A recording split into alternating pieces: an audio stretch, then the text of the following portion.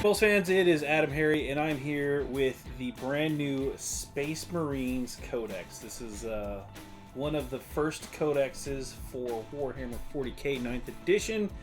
The other one being the Necron Codex, which we'll go over in another video, but it's freaking Space Marines. This book is 208 pages long. It is hardback. It is the book that every single Space Marine player will need if you want to play the Adeptus Astartes. Yeah, I don't know what else to say other than let's dive in. We are going to be going through the book.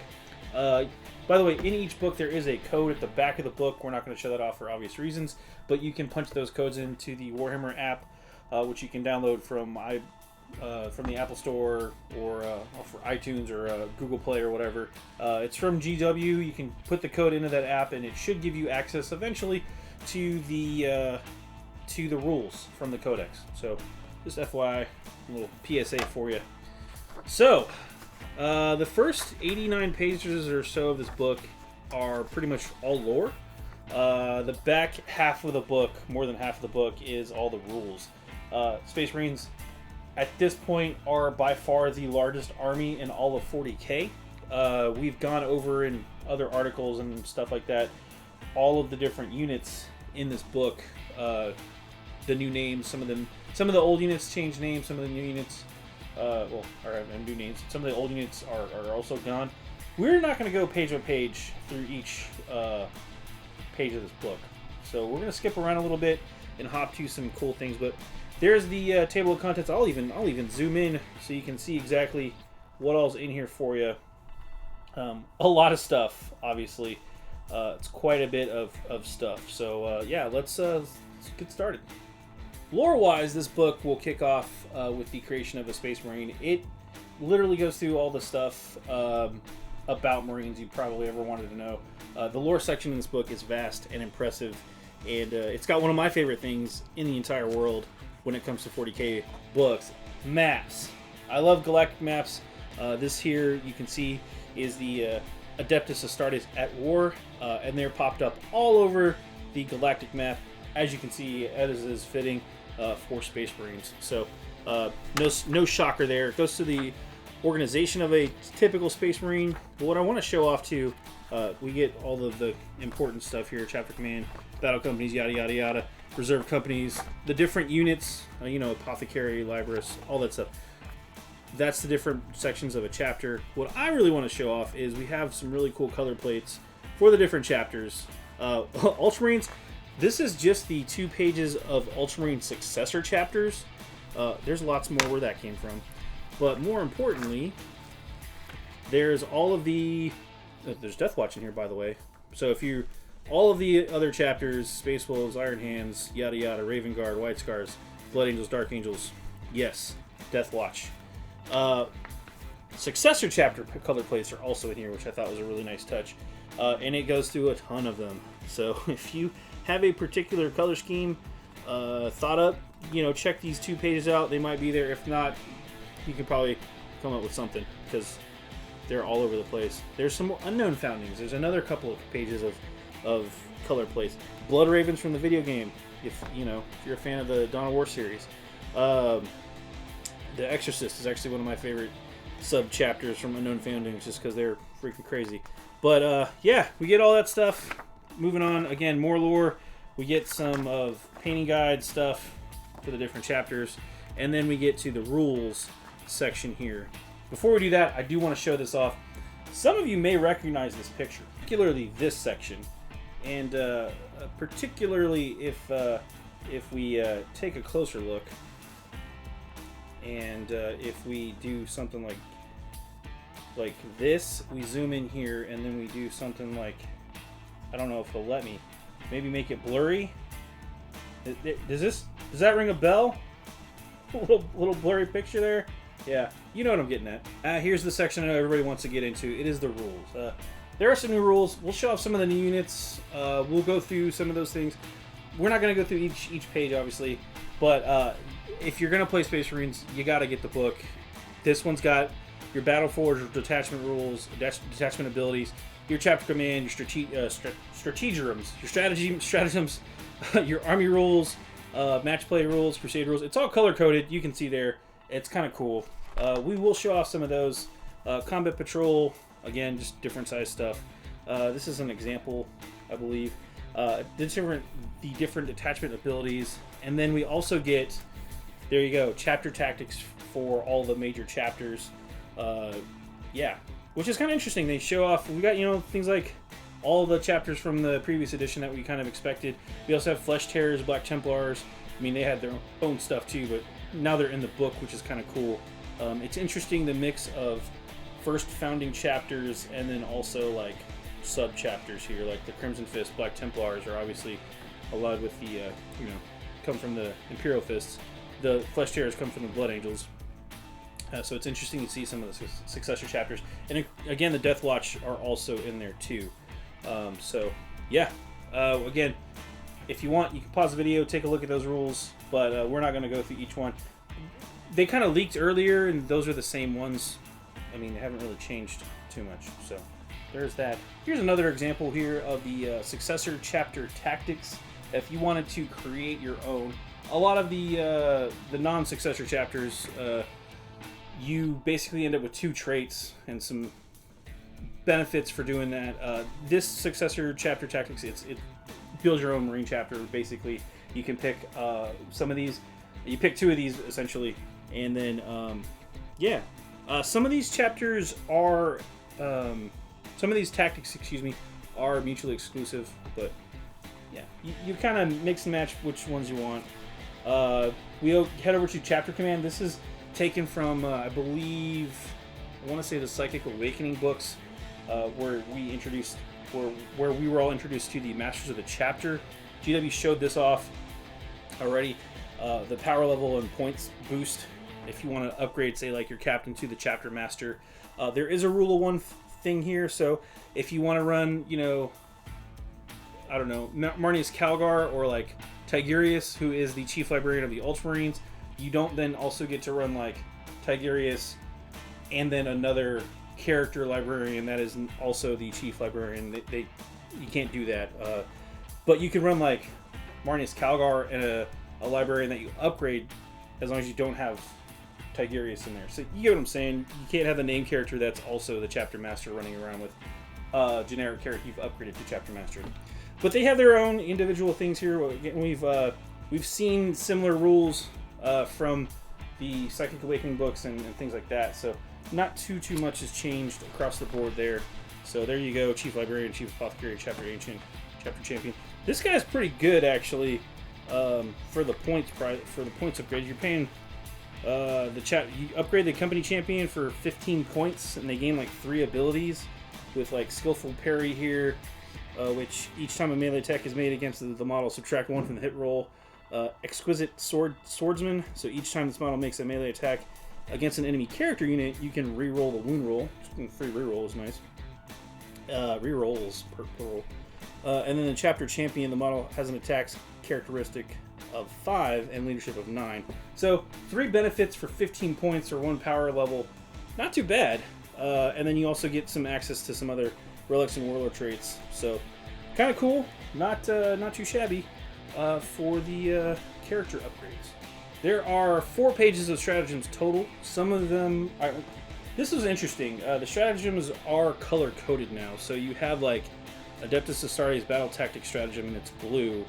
And then we've got like Only in Death to the End, which is a Epic Deed Stratagem, and they're kind of a brown. And then in the red here we have Requisition Stratagems. I think the Requisition Stratagems happen maybe before the game, but I don't know why they color-coded them the way they did. There's nothing in there about that. So anyway, we have Strategic Play Stratagems, and then flip the page, more of those Strategic Play Stratagems, all those. And then Warrior Stratagems. Again, maybe it's just based off of, you have to have the particular, obviously you have to have a Melt-A-Bomb. You would have a Melt-A-Bomb stratagem to use Melt-A-Bomb, the Melt-A-Bomb stratagem. So anyway, yeah, things that we've noticed. Warlord traits, again, a bunch of those. Space Marine Warlord traits, Vanguard Warlord traits, those are all tied in here now too. So if you had a Phobos army with it from like say Urban Conquest, if you have all those Phobos Marines, you can still use the Vanguard. warlord traits and things like that. Same deal, chapter warlord traits for each main chapter here, like Dark Angels or Raven Guard, etc. There's more relics, ton of those. Yeah, some of these are the same relics, or at least the same names, but pretty cool stuff here. Ghost Sweep Cloak, this is neat. Phobos model only with a camo cloak. Phobos model with camo cloak only. Each time the bearer makes a normal move, advances or falls back, it can move across models as if they were not there. So kind of like fly, but not quite fly. Each time an attack is made against the bearer, subtract 1 from that attack's hit roll. So, you know, make your Phobos dude extra sneaky. Librarius Discipline, you know, for your standard librarian stuff. Obscuration, again, for your Phobos librarian. So again, all those rules are all rolled into one. Litanies for your chaplain. Chapter approved rules. Again, from the chapter approved stuff. So all that cool stuff. Crusade rules. If you are playing Crusade, which again, it's a fun way to build an army and play. It's really great in League play. But you've got some Marine specific stuff in here too. So we're not going to go through all this stuff, but you get your battle traits. You get your, I think there's also some, yeah, honorifics. We knew that. The battle scars are in here too somewhere. Crusade relics, all that fun stuff. Maybe I missed it, but yeah. And then we get into data sheets, which again, we're not going to go through all these. Yeah, but data sheet section starts at page 124 or 125. We have their doctrines as well, which again, those didn't change too much. Also goes over the generic Space Marine abilities, like Angels of Death, which includes They Shall Know No Fear, Vulture Discipline, Shock Assault, Combat Doctrines, all that fun stuff, all rolled into one book. There you go. We get to the data sheet section. There's quite a bit in here. We're gonna skip around quite a bit, but Space Marines have one of the deepest benches when it comes to characters. We're still flipping through captains here. Lieutenants, librarians. The chaplain on a bike, his new model's out as well. He's in here. So that's the Primaris chaplain on a bike. So that's cool. One of the big questions we were all looking at was observers. Scouts showed up as elites. We're like, is that a rumor? Well, let's check the troop section real fast. Intercessors, assault intercessors, heavy intercessors. We've seen those. Infiltrators, incursors, right? Attack squad. Troop elite. Huh. Company champion. Interesting. What's this? Elite scout squad? Bum bum boom. They do have the core keyword. Just FYI. So core is a thing. I think there's a big list in the back that lists all the core units, but there you go. Scouts are indeed elite. Let's get to some new stuff.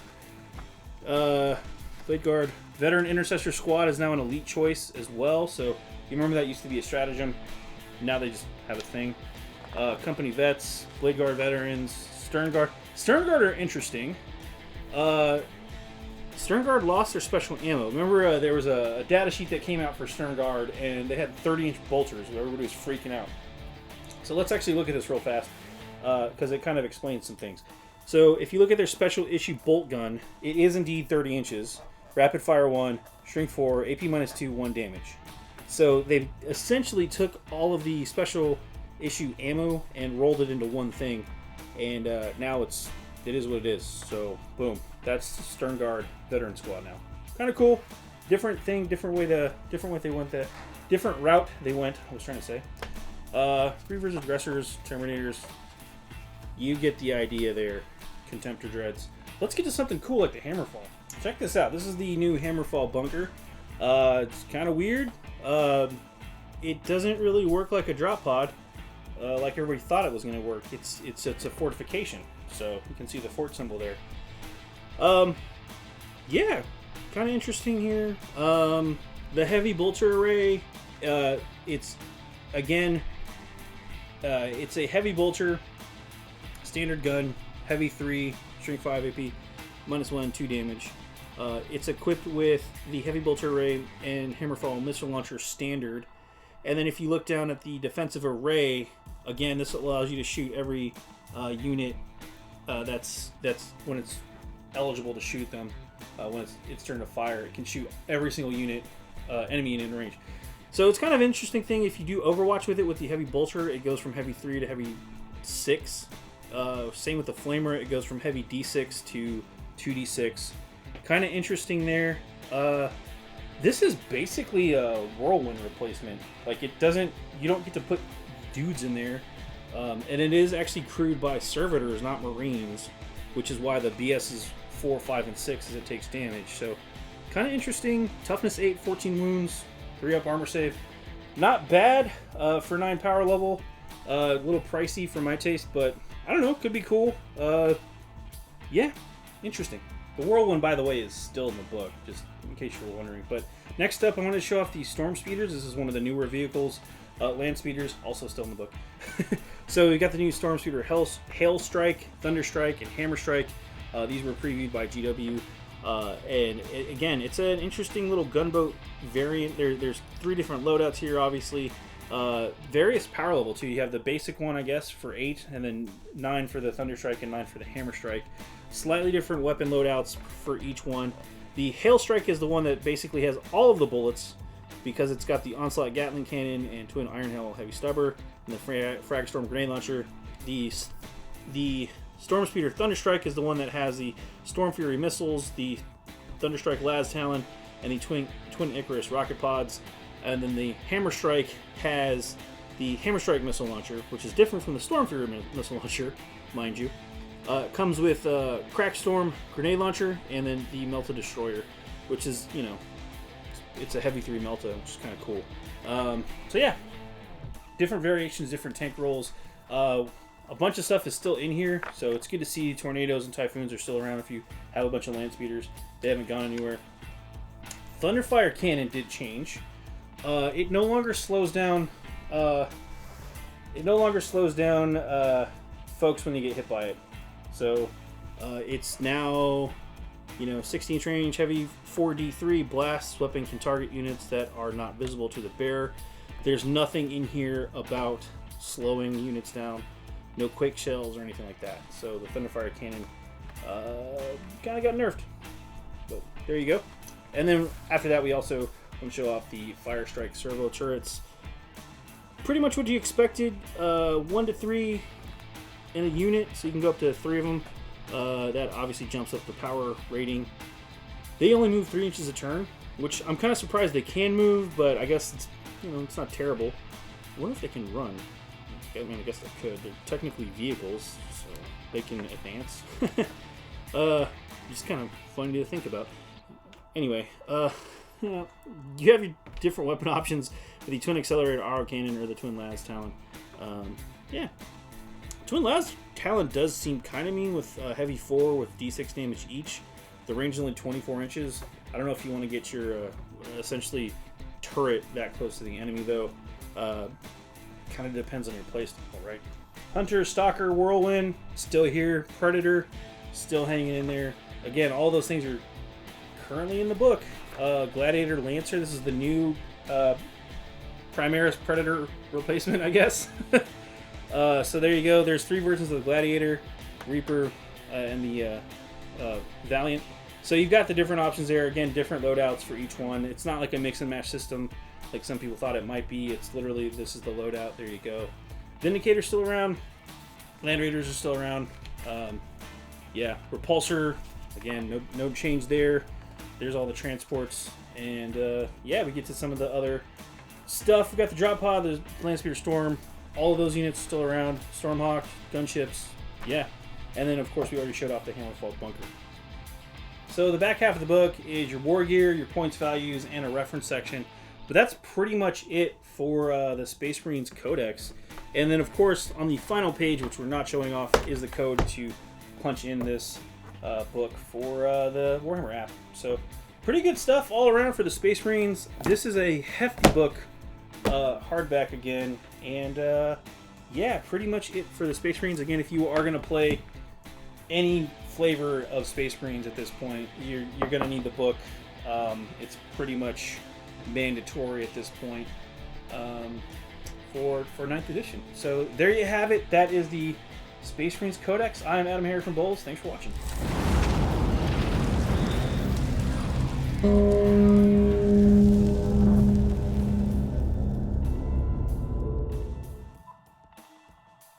Click to subscribe. Check out more videos. and thanks for watching.